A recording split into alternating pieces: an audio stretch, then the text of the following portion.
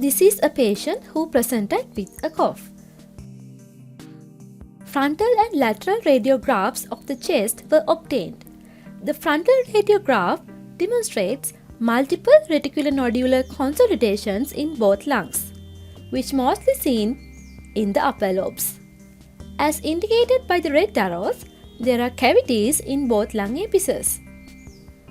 The lateral radiograph nicely demonstrates the upper lobe predominance of this process.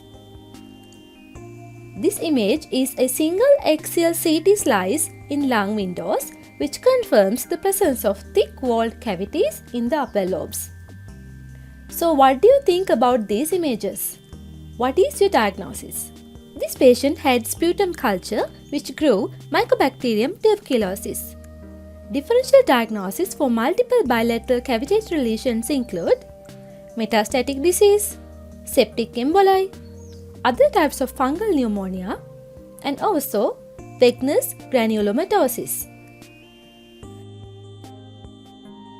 Tuberculosis can be divided into 4 groups: primary infection, post-primary infection, miliary tuberculosis, and extrapulmonary tuberculosis. Primary infection is characterized by parenchymal consolidation, lymphadenopathy, pleural effusion, Ghon complex. Post-primary infection is characterized by patchy consolidation, usually in the upper zones, cavitation, fibrosis when healing results, and also pleural disease. Miliary tuberculosis, 1 to 3 mm diameter of miliary nodules can be seen. Uniform size and distribution throughout both lungs is seen.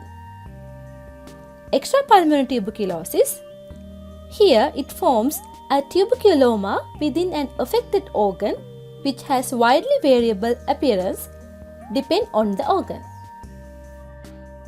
Thanks for watching. Please like and subscribe for more videos like this.